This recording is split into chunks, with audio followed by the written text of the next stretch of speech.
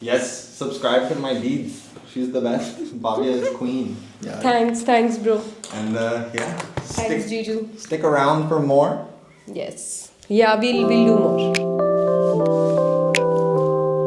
So hi everyone, I always wanted to ask certain questions from certain people in my life, and I finally did that. Enjoy the interaction, and I shall see you in the next video. I don't want you to see the questions. This is better. Do you want to introduce yourself? Sure, no problem. My name is Adam. Adam Doak. I originally born and raised in Southern California. And why am I in India talking to Bhavya is because I married her sister, Asta. And we've been married about 2 years now and living in Dehradun in Uttarakhand. Yeah, life is beautiful. That's what's brought us here, in short. Yes. Cool. We have themes. First theme is personal journey and spiritual awakening. And the question is, can you take us back to the moment when you first connected with Hinduism? What drew you in? Ooh, beautiful. So my journey in spiritual seeking began when I was, growing up. I had a deep connection to God as I was personally connecting to Him through my childhood, through prayer and things like that.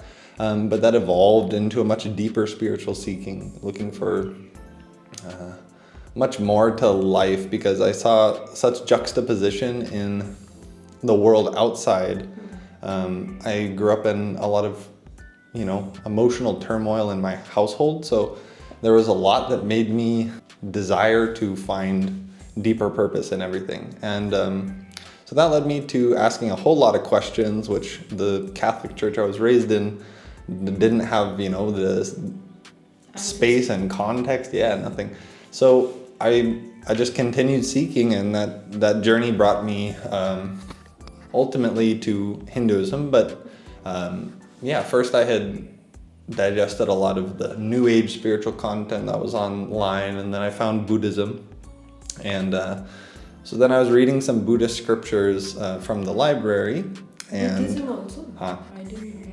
So then in that section I found a book, the Yoga Sutras of Patanjali. And when I read that book, my whole life changed, because I recognized in Hinduism what I had been searching for since the start, which was an elegantly presented, highly evolved, intelligent understanding of the higher dimensions of consciousness, life, God, the self, and what we truly are, and the powers of consciousness, the higher possibilities of the body, and things like that. So I just lit up immediately and was like, this is what I've been looking for. I went back to that section in the library, and I found the Gospel of Sri Ramakrishna Paramahamsa, and that took me deep into my connection with Mahakali and Ramakrishna, his whole lineage, Vivekananda, and that opened my eyes to the fact that there's enlightened beings and higher possibilities that you can awaken to, because in the Western world, it's like Jesus is the only figure that's ever been presented that's not a normal human, right? And that, you can reach the godhood level while you're alive. That too, it's really exclusivist in the Christian understanding. It's only Jesus, and you can't reach that, Whereas the divinity possible for every individual is something which Hinduism has expressed and is available in an unbroken way for the last, let's just say 15,000 years. And so connecting to such a rich tradition, all the small blind spots and questions, they have been answered. They have been asked by others. So Hinduism in that sense is extremely elegant and vast, and gives a real understanding of life that, when explored, is close enough to the reality that there's no deep disappointments or shocks that you go through where your, whole mental setup might have to collapse in order for you to continue. Meaning, like, as an example, something like karma or cycles of birth and death, different janmas. These things are presented in Hinduism. Yeah. If you truly individually explore within your own consciousness, whatever you find comes close enough to what you were taught that it gels, it builds a bigger picture inside of you instead of breaking down your understanding. Whereas if you discovered you've lived for multiple lives and you've been taught there's only one, you're like, huh? So that kind of shocks is not there in Hinduism because it's been explored for such a long period of time. But ultimately, that's how I found Hinduism. That's a long answer. No, that's how you drew in. So you answered two. That's nice. So what was the turning point that made you decide to become a sannyasi? Oh, wow. Everything was my guru, So when I realized that there's a chance that there's an enlightened being on this planet, which was around the time I was like 14 or so, I started praying to Kali and all the enlightened beings that I had come across, that if there is one alive on planet Earth today, please by any means let me reach him or her. I have to find my guru.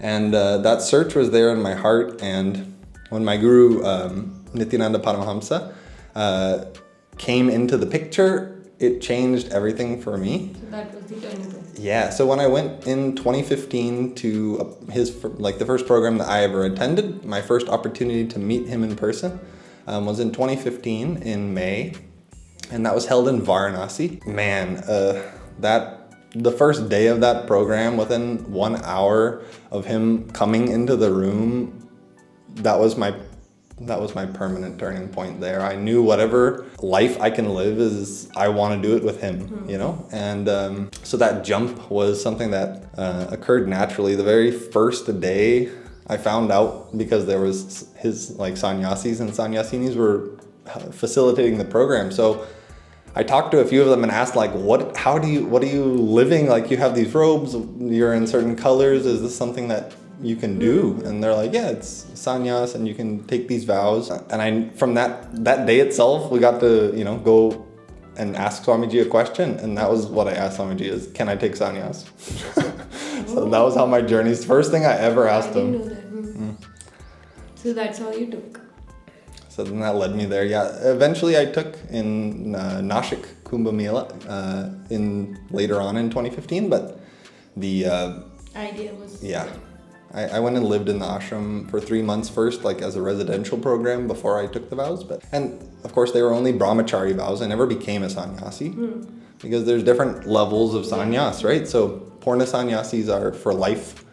I only ever took krama brahmacharya, so I was only ever a brahmachari, but sannyas life was definitely attracted me deeply. How did your family and friends react to your decision to renounce worldly life? Interesting. My family and friends were, I think, quite well prepped for my craziness in that sense, because I had never lived a normal life. I dropped out of regular high school and homeschooled myself for 2 years. I was driving around a VW bus, playing guitar and surfing all day and doing whatever my heart, was contented by.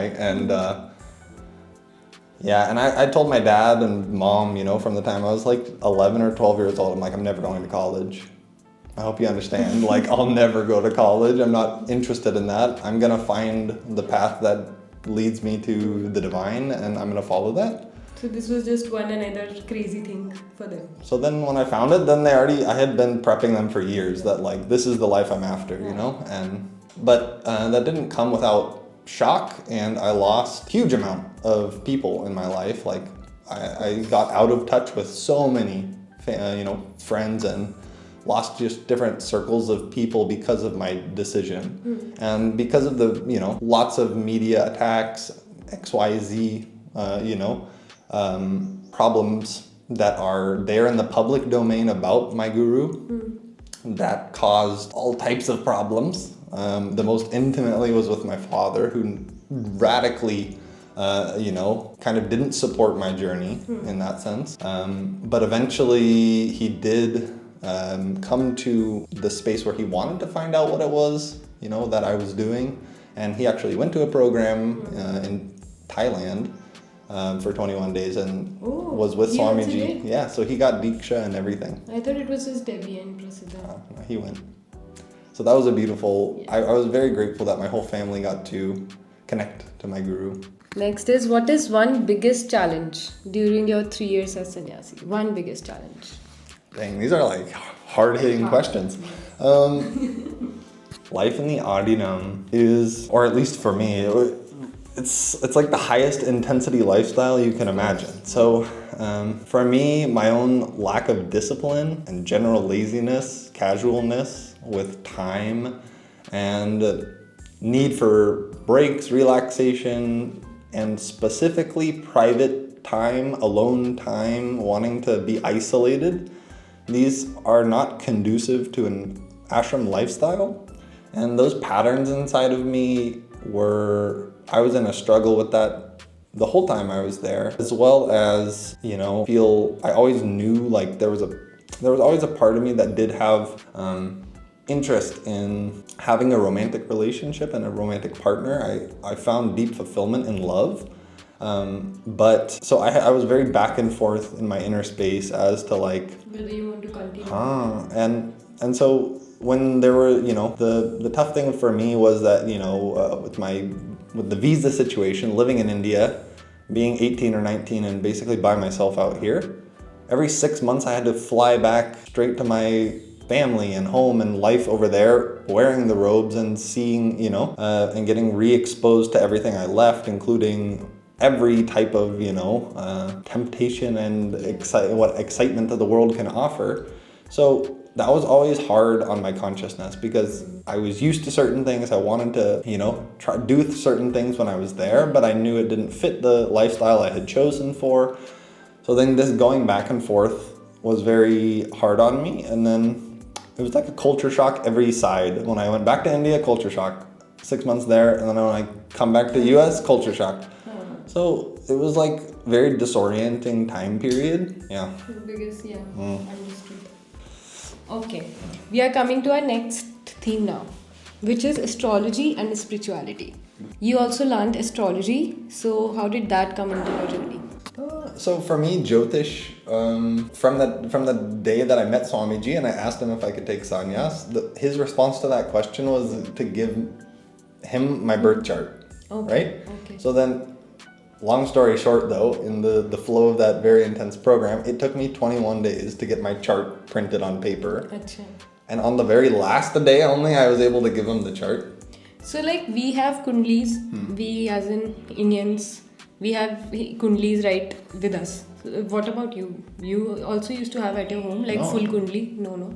You have to get it out from internet and then print it out. So, so then because he used that as a reference in my journey, from the very start, I was aware that this thing existed. So then I was like, maybe there's more to this. So when I started digging into the science of Jyotish, it was so aligned with the way I cognize and see the existence, and I just wanted to understand myself, to be honest.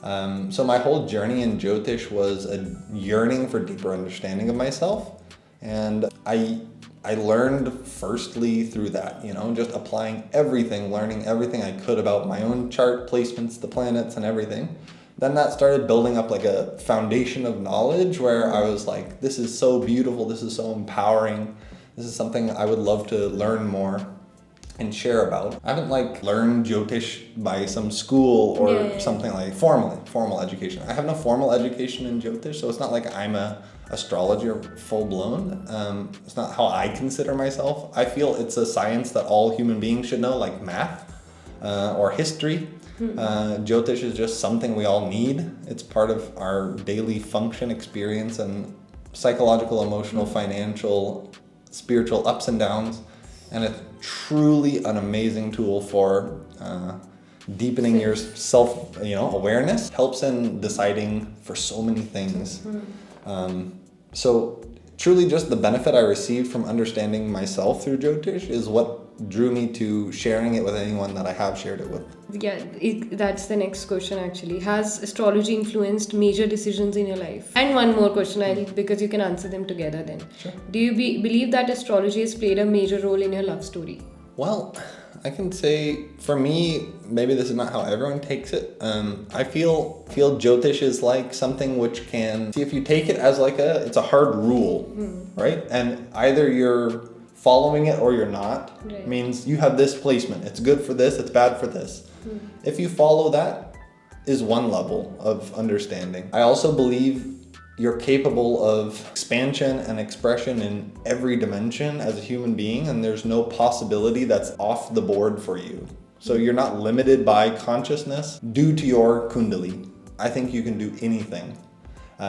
So I haven't used Jyotish per se for making my decisions.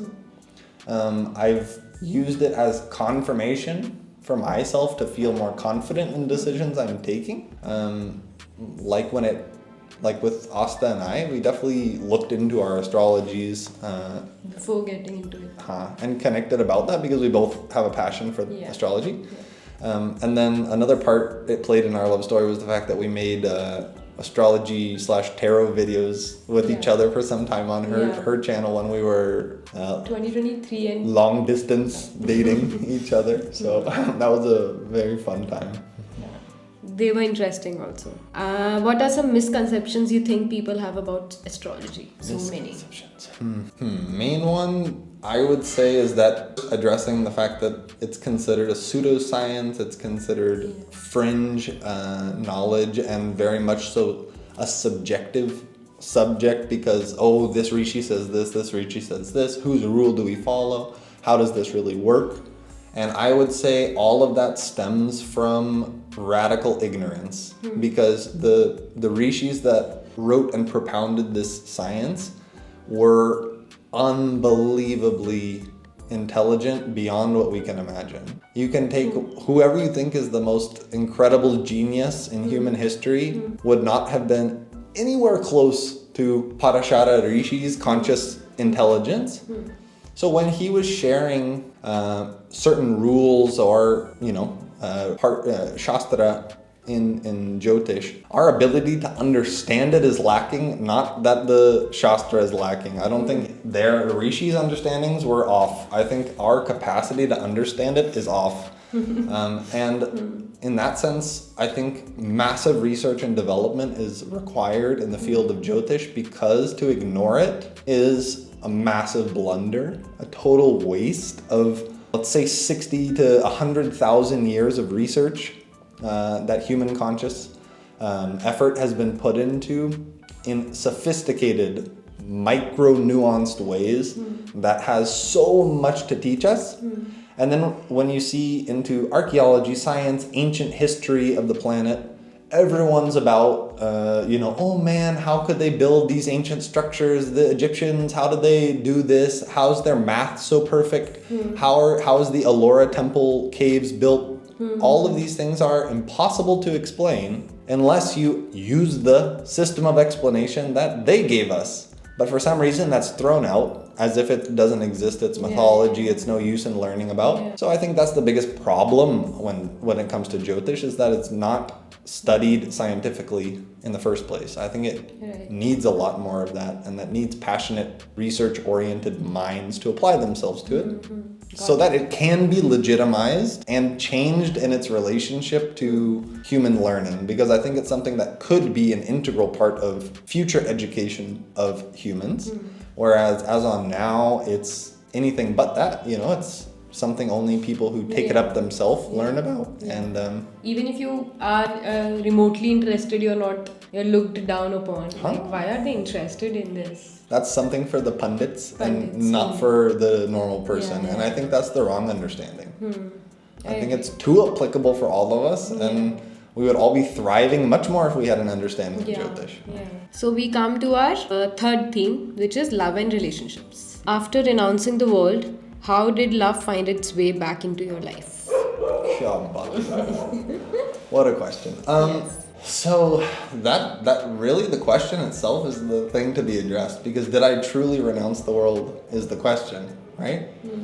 Because if I truly renounced the world, I don't know if I would have had the opportunity of love per se. I think because I had wiggle room left inside my inner space, and that path led me to take a decision that led me out of that lifestyle, then I very much was inviting that opportunity.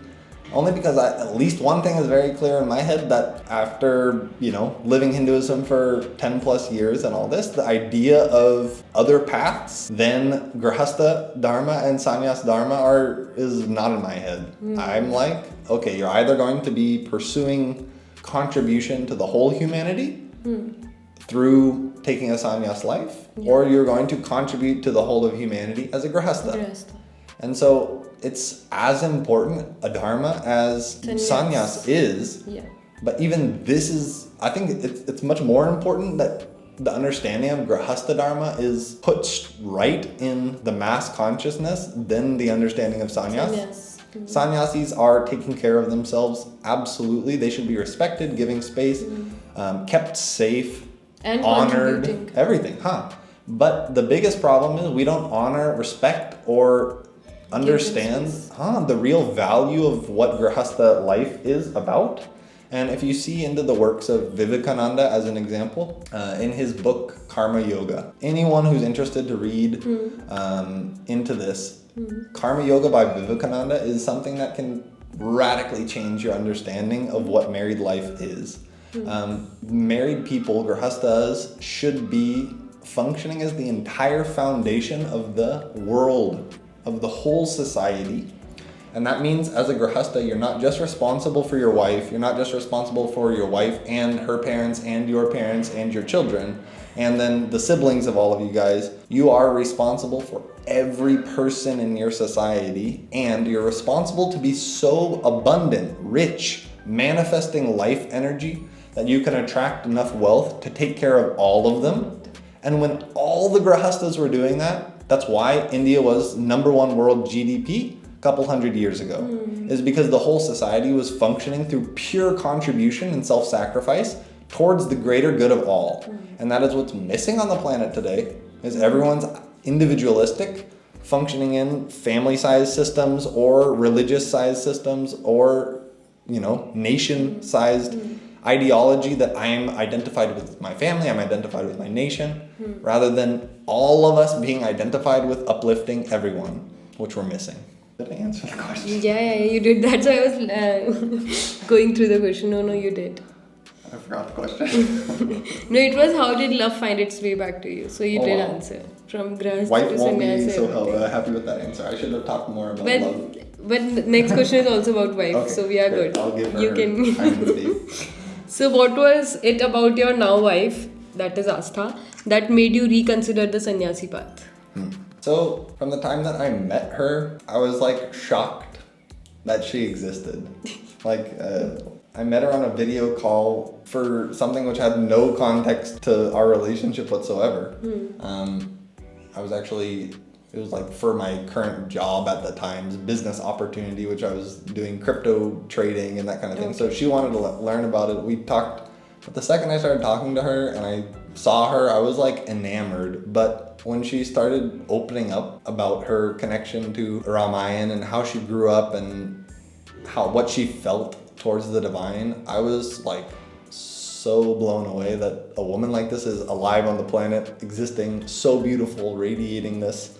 And it just felt like it clicked, And then we started talking and then we never stopped talking. So then that led us on a path. That's the best line though. Now we're here and happy. Nice. How does your spiritual background shape your relationship and now marriage? So the pursuit of goals, desires, pleasures in the world is really what drives our action, right? Yeah.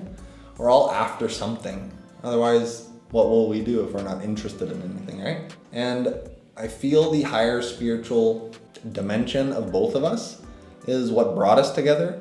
And I think it's what's paving our pathway, because when we start a family of our own, how we start a family of our own, how they're going to be taught, raised, that kind of a thing, is all deeply rooted in what we are connected to spiritually. And I think the main thing is, I think that both of us are more capable of enriching more lives being with each other than being separate. And that's why life brought us together so harmoniously, is because we're actually better off for ourselves and everyone else together. Very nice answer. Now your wife will be happy looking at this. Okay, we are coming to our next theme, which is life in India. Life in India. Not so generic questions, but we're good. How has your experience been living in India for the past 2 years? Every shade of every color, basically. I mean, it's life, right? There's nothing about life that's not happening here that was happening in the US or something like that. You know, every dimension of life is still happening. But due to the fact that one, I'm not fluent in Hindi. Two, I'm living in a place where I don't have lots of friends or connections already built. Yeah. So we're isolated a lot. I think that's one main thing about living here is that we've been isolated. just building our own connection and foundations in the world together without so much external input. And I think that's really beautiful of a process because I don't think that's going to be the case for very long. Yeah. I think we have a big public life to lead, but it's not happened yet. And I think this first 2 years has been functioning like a cocoon where we're building up our strength that we can come to the world as transformed together. What is the cultural difference that stood out the most when you moved here? I think the on the ground, basic level of connection is much more in India. Yeah. Whether that's the, sabzi wala that you're talking with or, your family members, there's a much higher level of social interaction and social value in that interaction. Like it's important to be connected. It's important to be capable of regularly interacting with a lot more people. Yeah. Whereas that isolated tendency is much more there in the US, where And you the choose your festivals. circles, you choose the people you want to see only, and you don't interact with anyone else at all. Everyone's heads down in their headphones on their phone. It's not like that's not here also, but there's a lot more of that generally going on. And the festivals. Huh. The addition to even more socializing. Yes, I love the celebratoriness. Yeah. I think I don't know. See, when I was growing up, I had a lot of resistance to family gatherings. I had a lot of resistance to going to friends' birthday parties and things like that. I didn't like big social groups. I didn't handle the energies very well. I always felt misunderstood or off or like the odd one out in some ways, where I think I've fully embraced being whatever odd one out I am here, because I'm definitely an odd one out, seemingly, but I feel exactly at place and at home here. You're odd one in now. But from, visiting families' houses and hanging out and eating through the whole night with aunties and uncles all chatting in Hindi, I feel more at home and in the right place in that situation than I used to feel in basic social situations in the US. So for some reason, I fit this, So odd one in odd is one in. your thing Love there. that. Okay, so have you ever I'll ask. Have you ever felt fully accepted as a Westerner embracing Hinduism in India? I don't think Hinduism is even fully accepted in India anymore. And I think that's I agree. a huge issue. But there's a lot of, how would you say, which is that I think there's some level of respect given to Westerners who take up Hinduism, or anywhere in the world you are that's not India and you take up Hinduism as a life. Yeah. There's some level of respect given, but at the same time that respect is given, there is a level of Stereotyping? almost like, yes, you're included, but you'll never fully be this. Is a feeling that's given, I feel, to Hindus that have other origins. Because I've never seen, they're not considered, it's almost like they're not considered as Hindu as you. You are born in this, you lived in it your whole life, you've grown up in this temple culture, you have a lot more seeming familiarity with all this. However, in truth, if you really dig into people's understanding, I've probably read more Shastra than most Hindus in India. That could be, I'm not trying to ego boost myself there. I'm only saying that I had a passion for reading Shastra, and I haven't found that many Hindus that I can talk to on a regular basis who have read Shastra, deeply. That they know what's in the Puranas, they know what's in Upanishads, they've read Bhagavad Gita, they know what Brahma Sutras is saying, they know what Ribu Gita is saying, they know what Ashtavakra Gita is saying. All these different sampradayas of Hinduism are rarely explored, maybe, as much. Maybe because of the way it's introduced. Like your family dharma here has a lot more emphasis. So if you're raised as a Vaishnavite, you're going to get a lot more exposed to everything Vaishnavite than even someone who takes up Vaishnavism through ISKCON or something might get exposure to in 10 years of being a part of that.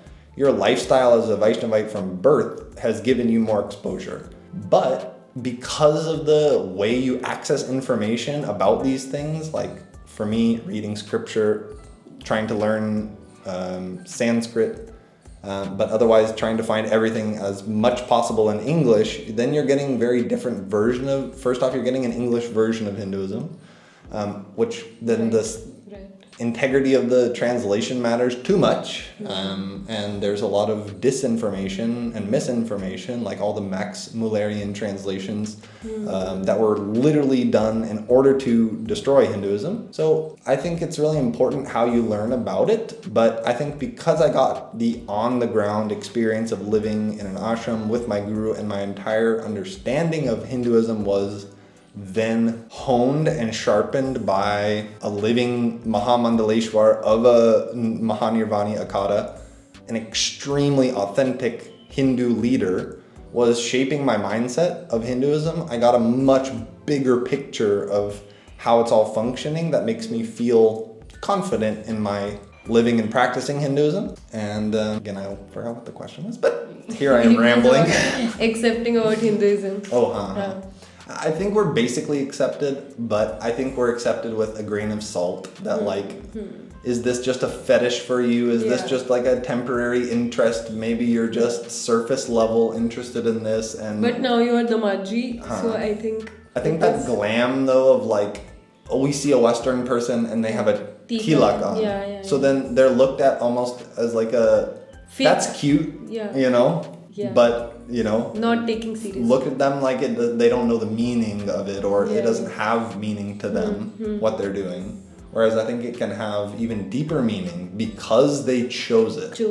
Right. Now we are on the last theme for this. 4 questions in the last theme. Reflections in future. Looking back, do you think you needed to become a sannyasi to find your true path? 100%. Yeah. That time period of my life was probably the most impactful years of my life in so many ways, but I carry it with me every day. I can say that living the 5 vows of sanyas, meaning ahimsa, asteya, aparigraha, brahmacharya, and satya, these 5 vows are one of the most powerful transformative process available on the planet, and there's many aspects of that continue with me today. So brahmacharya, I know. What are the other 4? So satya, meaning living truth in everything you think and speak to others. Aparigraha, meaning living with minimal things. Truly, it's an understanding that everything I need will be brought to me when I need it. I don't have to carry and bring everything along with me out of psychological fear that it won't be there.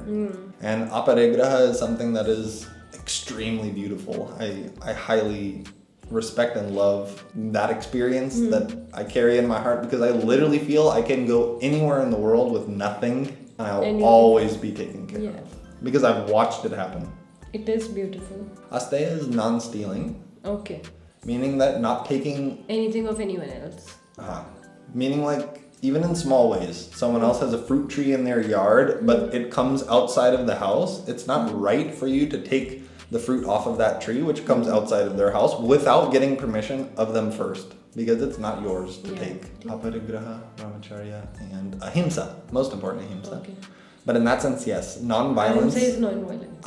But that is probably one of the core values of my life, and the thing that defines me most. Why I've been vegan for going on 12 to 13 years. Oh, I forgot to mention the vegan part. But pursuing that, it's not even like a pursuit. I think our nature is inbuilt to be non-violent, whereas violence is a conditioning that we carry. a very deep conditioning, you know, and some could argue a very biological level conditioning that we carry from hundreds of thousands of years of evolving through every type of circumstance, including, let's just say, the last 10,000 years of endless war. So the violence we're carrying is something that has to be addressed. And I think through the understanding of ahimsa and how a lifestyle based in sattvic bliss, meaning only enriching yourself and others with activities that are sattvic in nature because it's always good for life. And the things which are particularly not good for life or sometimes not good for life shouldn't be propagated to others. And I think this is a level of, discernment that is missing in our society today. But there's one scripture which says that basically you should be publicly carrying yourself in the world to other people as a Vaishnavite. Why? Because Vaishnavites live completely sattvic life. And everything they do is based in sattvic bliss. Yeah, as an example, going to raves and going to a party and drinking with your friends at a bar is not sattvic bliss. This is tamasic and rajasic centered pleasure, right? Whereas doing kirtan, dancing, making malas, doing pujas, celebrating life in these ways, dancing, singing, music, arts, all of these things are sattvic in nature. So when you do them, no matter how much you do them, it's good for you. Okay. So those things are propagated by Vaishnavites. So that scripture said, publicly be Vaishnavite for the world and present yourself as Shiva, Shaivite, and internally be Shakta. Because when it comes to the self, it's very important to carry yourself with ferocious powerfulness and loving acceptance of your nature as pure consciousness, illimitable and free. So when you're carrying yourself for yourself, you should be Shiva. But internally, that Shakta nature, the nature that everything is actually surrendered in the end, and there's a force, Devi, Shakti, that is moving all of it, including me, means I'm free internally and surrendered there. And I think that description is so beautiful. I think it has a lot of value to give to us. Yeah. Why? Why should I be this way towards other people and this way towards myself? Where were we? Wait. Acha, this was done. Okay. What advice would you give to Westerners exploring Hinduism? I feel the most important thing I could share to anyone who's exploring Hinduism. Not just Westerners? Yeah, Okay. everyone, all Hindus, and that truly everyone on the planet, if I could say, in your journey, wherever you are, in whatever tradition you're a part of, ultimate and most important factor, only thing that truly matters in the end is your sincerity, nothing else. You want to evolve yourself in any path, including Sanatana Dharma, you're only going to do that through sincerity. You have to be genuinely, really involved. That's where you're going to get all the results. If it's you're taking up a practice of Atma Vichara because you connected to Ramana Maharishi and you love this idea of self-realization, and that too through Vedantic means, questioning the self, and these powerful questions that you can use as a process to reach inner parts of consciousness. If you're going to do that, you're only going to get a result if you're sincere. If you're a Bhakta-based person who's connecting to Vishnu and you have the deity in your home and you're daily doing 3 times puja, your sincerity is what's going to give you the result of his love for him and darshan of him and connection to him, and all the boons and blessings you could possibly receive will only come through sincerity. So if anything, if you're confused, if you're questioning, you need clarity in your life, the sincerity of your heart is the biggest piece that you need to address, I feel. Get real with yourself, own up to the pain, problems you've caused or been impacted by, and clear your heart of those things so you can be free again to be sincere. Very nice answer. Love it. Now, second last question. What is your reflection of Indian parents living here? I love Indian parents. They're the best. Mummy ji and Papa ji are my world. I love them so much. They're the best kind of parents you could imagine. But no, I've seen all types of Indian parents. in my All types for quite some time now. my years here so far. Yeah. And I think there's a lot of good and bad that comes with every type of parenting. There is sometimes a tendency to overprotecting and sheltering your kids by Indian parents, and maybe a bit more level of responsibility asked out of your children than a Western kid gets. And I think that does really good to you, and I think that also can Both. Yeah. impact you in a negative way depending on how that individual is functioning. Yeah. But the commitment to your children that Indian parents have seems to be on another level, and I love it. It's amazing. Yes. I love the support. Okay, final question. If you could sum up your life journey in one lesson, what would it be? You can have the mic for your final answer.